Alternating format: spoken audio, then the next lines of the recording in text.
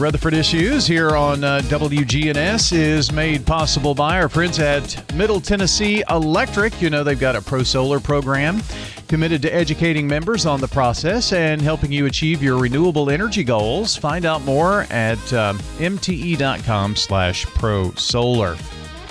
Regina Ward is joining us today from the Center for the Arts, and we're solving all the world's problems. Every single one of them. How are you? I'm well. Thank you for having me, Brian. It is good to have you. I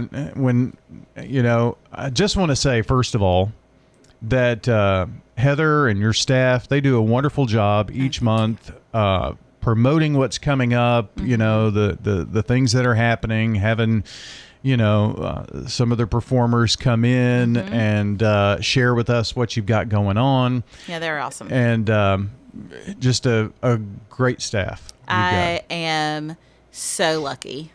I mean, they're wonderful. I can't say enough about my team. Yeah. They are a tiny team, but we are very mighty. Tiny and mighty and probably busy doing camps of some type right now. Absolutely. I think we have 96 kids in the building right now. Wow. That's a lot. It is. It's a lot. That's a lot. Of 3rd through 6th graders. Summer camp, lots of projects to discuss and going on. In terms of your facility, Yes. I don't know that I've even asked you this. What is capacity? Oh, Do you know? I guess it depends on it depends what you on have. the space in the room Yeah. that we're in.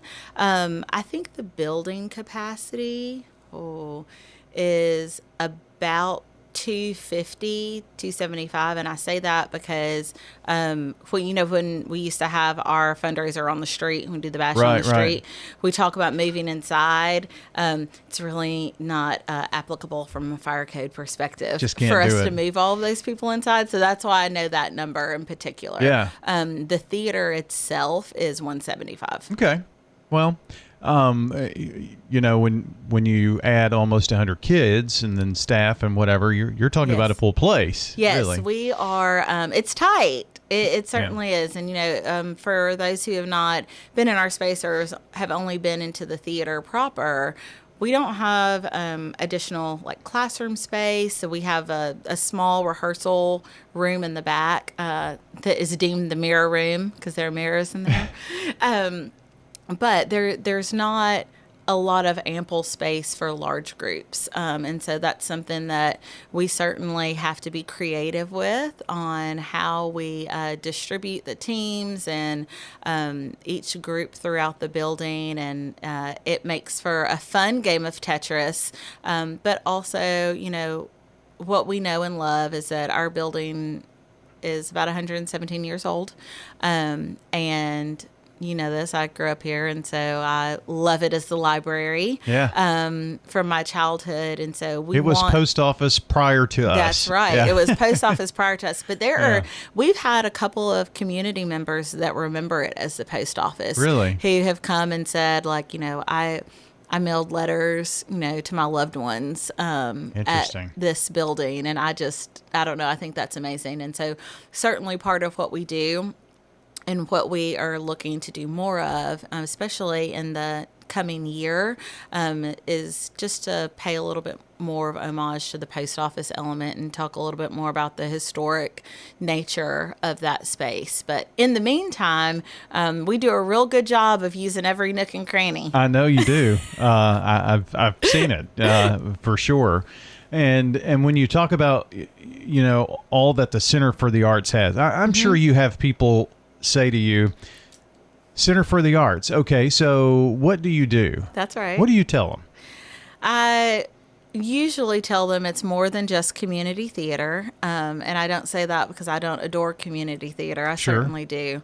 But our mission is really rooted in economic development through the arts for the downtown area and Rutherford County proper.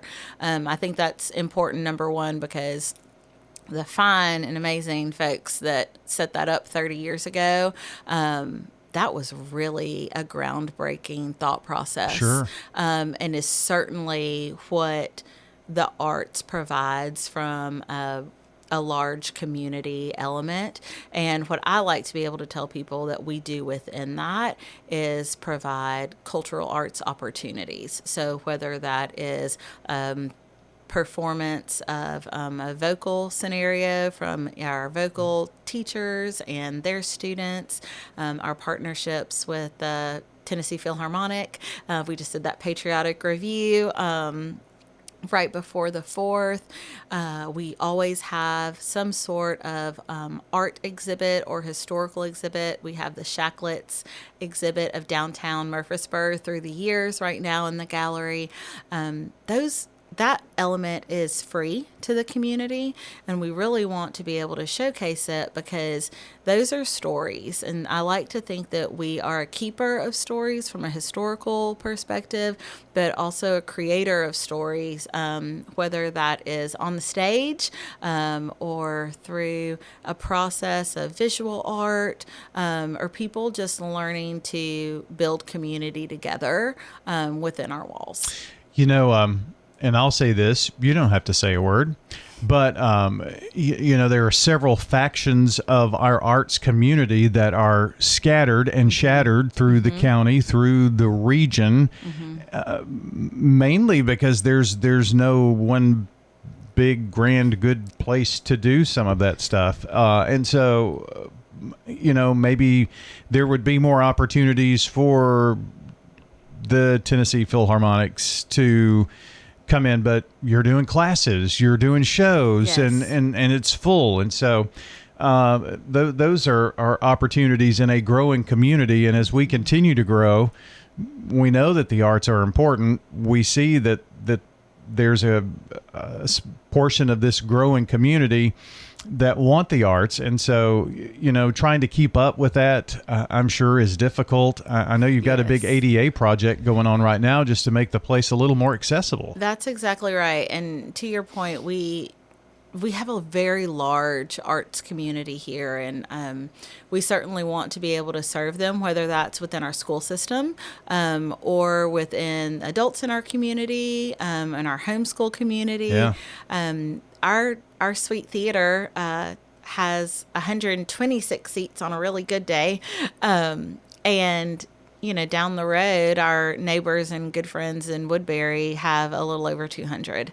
And so I don't say that to compare us, but I do say that because our communities are drastically different. Sure. And we're doing our very best to try and keep up with what this community deserves and what our needs are. To your point about utilization, we actually had a study done a couple of years ago, and our utilization rate for the building is right at 97%. So even when we have people come in, I had a comedian reach out to me the other day and say, "Oh my gosh, I'd love to do a show here in 3 months. Here are some dates." And I have to say, I don't have any of those dates available because our space is programmed so heavily, which is good, but also a piece that we want to try and open up because I love a good comedy show, and I think a lot of people in town do, and we want to be a space where we can truly have all types of art. Well, maybe a second theater, Or maybe a second theater, that's right. We've got dreams of all that kind of stuff. We certainly do. And the ADA element is an opportunity for us to serve this community better. As of right now, if you're in a wheelchair or have any sort of additional need to get into our space, you use the access ramp in the back of the building.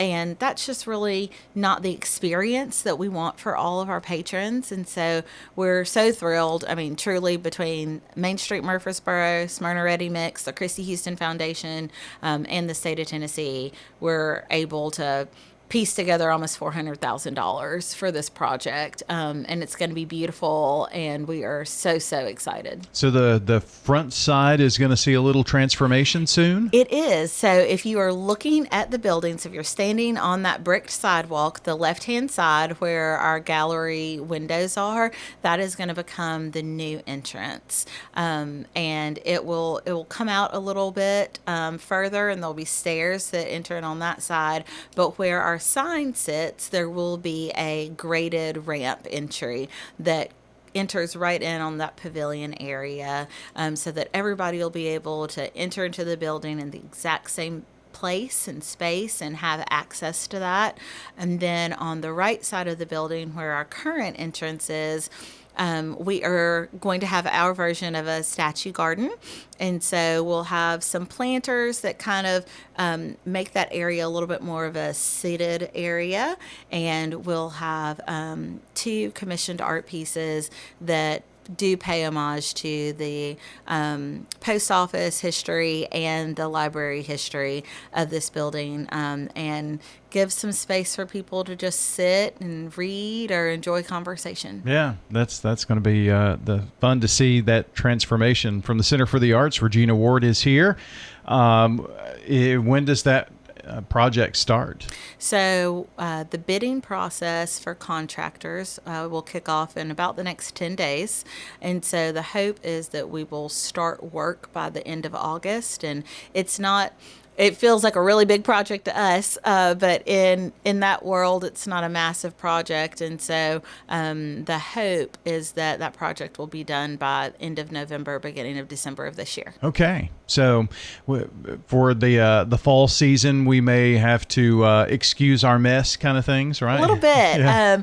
Although it should not interrupt our operations. And so we've been telling people, folks that rent our space or that are accustomed to coming into our space, you won't see a big difference except those windows will be blocked off. So we'll have a little faux wall there as that transformation begins. It's really on the exterior of the building. Yeah. So from an interior perspective, it will be business as usual. Well, that's all that really matters. Just going in, you may say, well, what's going on there? That's right. Well, if they were listening now, they know all about it. That's right. And, we hope that it also brings more people to the square.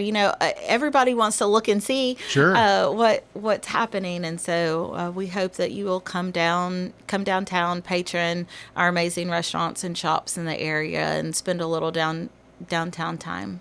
Well, one of the things that we know is when a building's been there for 117 years and you start doing something, people get interested, right? That's exactly right. So that'll bring a few looky-loos. But when you talk about coming downtown, I just want to commend you here in our last little bit. Being a great community partner, knowing what it means to be downtown, to be a part of events with Main Street, how important the business is there, the restaurants, the shops, all of that is important for our downtown area where you live. That's right. It is, I grew up on East Lytle Street, and so I've spent the majority of my life in this space. And my husband laughs at me because when we're downtown or see a show, he's like, it's like you got a little extra pep in your step down here. And I said, it does just feel like home. And I am 100% biased, but I think our downtown community is beautiful. We have beautiful architecture. We have beautiful stories to be told. I cannot tell the Shacklets thank you enough for wanting to share that downtown photograph exhibit that they have, because it is amazing to see. It's also really cool to see people come in that might not be from here or are, and to look at those photos and orient themselves in the space and try to see where things are. And those are the kind of pieces that we want to be able to share with our community for many more years. When I came at the beginning of our season, at the beginning of this year, we were all excited because it was our 30th season, and it has been so much fun. And for us, we're looking forward to 30 more. Right. And who knows what the next 30 years have in store? I don't think we banked on 30 years ago the growth that we're seeing today. And I would think not. but going back to that photo, I mean, to look at a photo that might have been taken in the early 1900s to see where there may have been, a horse and buggy standing, back in the day. I mean, it's and dirt roads and things. It's just crazy to think of. It is. It's crazy. And to have the honor to inhabit a space and use a space for the community that has been standing for that long is just really exceptional. And I am a little nerdy about it, and I do really enjoy it. But it's special, and I think it's one of the things that keeps our community buzzing and growing. Certainly, you know, we love Medical Center. We love everything, the avenue, and Sure. how our community has grown. But I certainly have a soft spot for this little downtown area that continues to be a hub. And my job is to figure out how we produce more art and more culture and more opportunity and push that out into not just our downtown area, but across our county and all of Middle Tennessee. Well, it's from, I guess, a homer standpoint, a homegrown standpoint. I'm glad to have someone like you as a caretaker of such a special place like that. Regina, thanks for coming in. It's always fun when we catch up. I know. Love it so much. Thank We'll you do for all it soon. you do. That is Regina Ward joining us today from the Center for the Arts.